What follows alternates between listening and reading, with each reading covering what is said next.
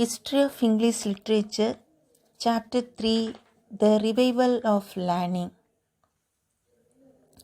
Hello viewers, our channel is in need of 1000 above subscribers. Just your click on subscribe button values much for us. So all the viewers, please subscribe and encourage our educational channel. The Revival of Learning. First I read the paragraph in English, then I will explain it in Tamil. First paragraph, the history of the period revival of learning. The death of Chaucer is the most volcanic period of English history. Henry V let Europe feel the might of the new national spirit. The Battle of Agincourt was fought in 1415, and 5 years later, by the Treaty of Troyes, France acknowledged his right to all his outrageous demands. Henry died in 1422, leaving his son heir to the crowns of France and England. His son Henry VI was the shadow of a king, a puppet in the hands of powerful nobles. The leadership of Joan of Arc, Kate's rebellion, and the bloody Wars of the Roses, the frightful reign of Richard III, marked the end of civil wars and the self-destruction of feudalism, and in the long reign of Henry VIII, the changes are less violent. சாசரின் இறப்பிற்கு பின்பு Henry V ஈரோப்பினை ஆட்சி புரிந்து வந்தார். அவரது காலத்தில் அஜின்கோர்ட் போரானது 1415 நடைபெற்றது. 5 வருடங்களுக்கு பிறகு ட்ராய்ஸ் ஒப்பந்தம் கையெழுத்தானது. ஹென்றி V இறப்பிற்கு பின்பு அவரது மகன் ஹென்றி VI பிரான்ஸ் மற்றும் இங்கிலாந்தின் ஆட்சி உரிமையை பெற்றார். அவரது ஆட்சி சக்தி வாய்ந்த பிரபுக்களின் கைப்பொம்மையாக செயல்பட்டு கொண்டிருந்தார். இக்காலகட்டத்தின் போதே ஜோன் ஆஃப் ஆர்க்கின் எழுச்சியும், கேட்ஸ் புரட்சி மற்றும் வார் ஆஃப் த ரோசஸ் நடைபெற்றது.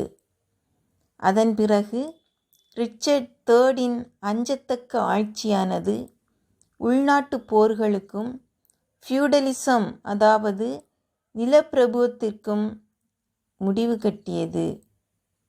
அதன் பின்பு ஹென்றி VIII ஆட்சி காலம் வன்முறை அற்றதாக காணப்பட்டது. Next paragraph, the revival of learning. The revival of learning denotes that gradual enlightenment of the human mind after the darkness of the Middle Ages in the 14th and 15th centuries. The term revival of learning covers the whole movement that man discovered himself and the universe. In accepting certain principles and traditions established by divine and ecclesiastical authority as the basis of all truth, these were his pillars of Hercules. கல்வி கற்றலின் மறுமலர்ச்சி என்பது 14ஆம் 15ஆம் நூற்றாண்டுகளின் இடைக்காலத்தில் காணப்பட்ட மனிதரின் அக இருளை அகற்றி அறிவொளியை மனிதர்களின் உள்ளத்தில் ஏற்றிய காலமாகும். கல்வி கற்றலின் மறுமலர்ச்சி என்பது உலக நாடுகளின் கண்டுபிடிப்பையும் உள்ளடக்கியது. Next paragraph, the voyages of Vasco da Gama and Columbus stirred the mariners of the Mediterranean.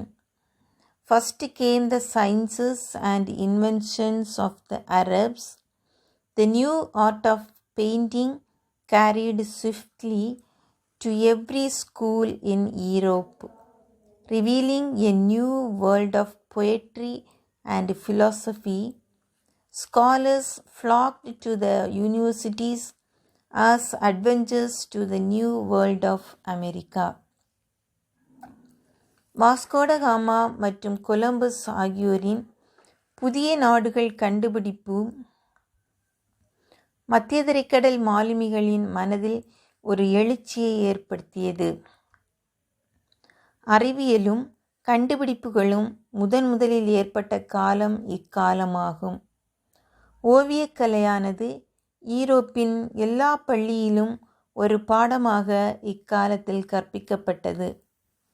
கவிதைகளும் தத்துவங்களும் உருவாகிய காலமும் இதுவே ஆகும்.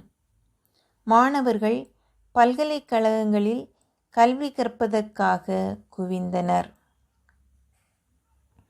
Next we can see the literature of the revival. The 150 years of the revival period are singularly destitute of good literature. Religious and political changes are essential for literary results. Roger Ascham, a famous classical scholar, published a book called Toxophilus in 1545.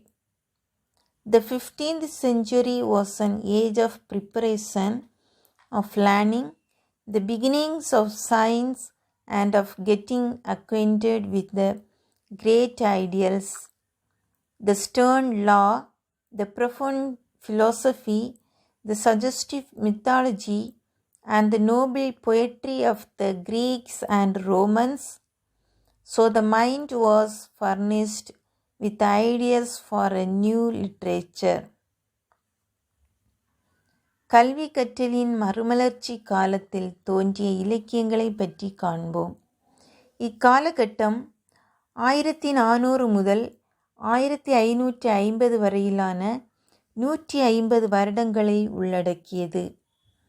மதம் மற்றும் அரசியல் மாற்றங்களும் இலக்கிய வளர்ச்சியில் தாக்கத்தை ஏற்படுத்தியது.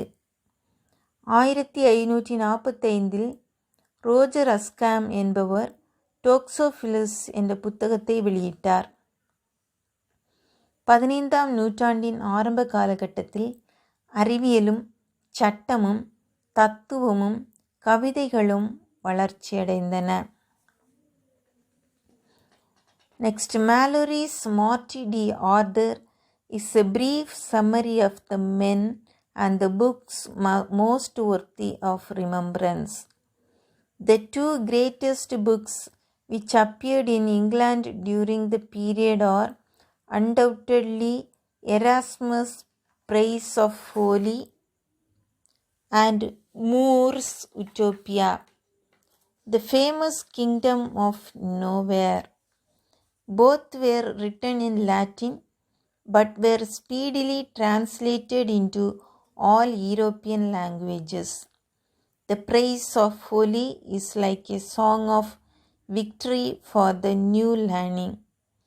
It is published in 1511 after the accession of Henry VIII.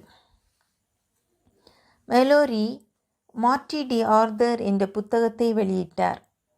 இக்காலகட்டத்தில் வெளியான மற்றும் 2 புத்தகங்களை எராஸ்மஸ் என்பவர் எழுதிய பிரைஸ் ஆஃப் ஹோலி மற்றும் மூர் என்பவர் எழுதிய உட்டோப்பியா என்ற கற்பனை அரசாங்கத்தை பற்றிய புத்தகமாகும்.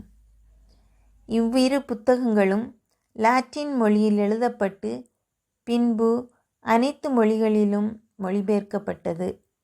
த பிரைஸ் ஆஃப் ஹோலி என்பது ஒரு வெற்றி பாடலாகும். இது 1511 வெளியிடப்பட்டது. Moore's Utopia, published in 1516, Bellamy's looking backward set people to thinking of the unnecessary cruelty of modern social conditions. The three great words, liberty, fraternity, equality, retained their inspiration. Tyndale's translation of the New Testament fixed a standard of good English and later translated parts of the Old Testament from the Hebrew. 1516 ஆண்டு Moore உட்டோப்பியாவை வெளியிட்டார். பெல்லாமி என்பவர் looking backward என்ற புத்தகத்தை சமுதாயத்தில் காணப்படும் கொடுமைகளை பற்றிய கருத்துக்களோடு வெளியிட்டார். டிண்டேல் என்பவர் பைபிளின் புதிய ஏற்பாட்டை ஆங்கில மொழியிலும் பின்பு பழைய ஏற்பாட்டை ஹீப்ரு மொழியிலிருந்து ஆங்கில மொழியிலும் மொழிபெயர்த்தார். Wyatt and Surrey. In 1557 appeared probably the first printed collection of miscellaneous English poems known as Total's Miscellany. About half of these poems were the work of Sir Thomas Wyatt and of Henry Howard, Earl of Surrey. Both together wrote amorous sonnets modeled after the Italians. 1557 totals மிஸ்ஸலனி என்ற ஆங்கில கவிதை தொகுப்பு வெளியிடப்பட்டது. இதனை வெளியிட்டவர்கள் Thomas Wyatt மற்றும் Henry Howard என்ற Earl of சரே ஆவர். இருவரும் இணைந்து இதனை வெளியிட்டனர். Mallory's Marty D. Arthur, a collection of the Arthurian romances told in simple and vivid prose. The record adds that he was the servant of Jesu both by day and night. Preserved the legends and poetry of Britain at a time. Mallory may be read for his style and his English prose and his expression of the medieval spirit. Mallory என்பவர் எழுதிய மார்ட்டி D order என்பது எளிய நடையில் விரிவாக எழுதப்பட்ட ஒரு உரைநடையாகும். மலோரியின் இடைக்கால கருத்துக்களுக்காக இது பலரால் பாராட்டப்படுகிறது.